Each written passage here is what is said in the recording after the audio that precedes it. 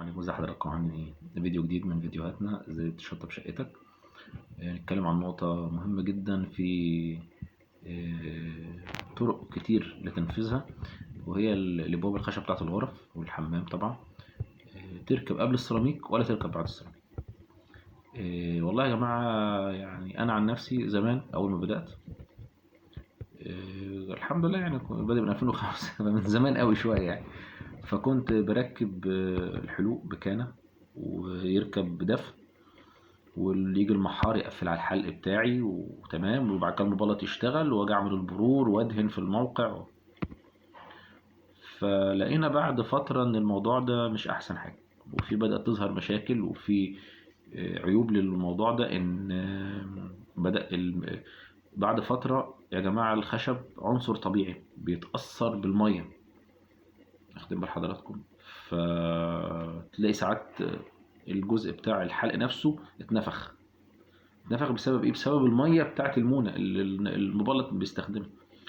فهو بيمتص الميه، وبتبدا يبان عليه اثر امتصاص الميه ده، زياده الحجم بتاعه. بالتالي تيجي تقفل الباب بعد فتره تلاقي الباب ما بيقفلش، الحلق اتنفخ فدخل على الباب، فخلاص الباب ما عادش بيقفل. دي اول مشكله.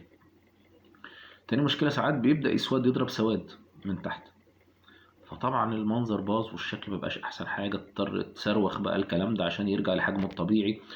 طب دلوقتي انت كنت دهنه استر مثلا، او دوكو او اي وات ايفر انت كنت دهنه ايه، تبص تلاقي باظ، محتاج تدهن من تاني، فطبعا بقت مشكله كبيره، دخلت في تكلفه وده.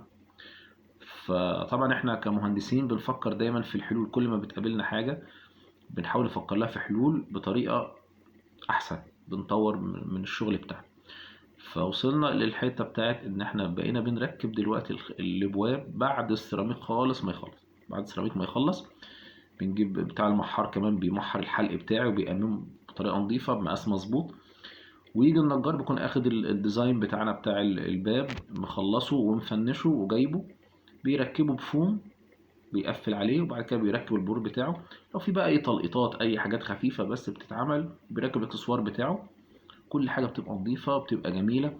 فلاحظنا ان ده بقى اعلى في الفينش وافضل واحسن، وفي نفس الوقت يعني ما يكلفناش فيما بعد اي مشاكل ان شاء الله، لا ماديه ولا من حيث الشكل.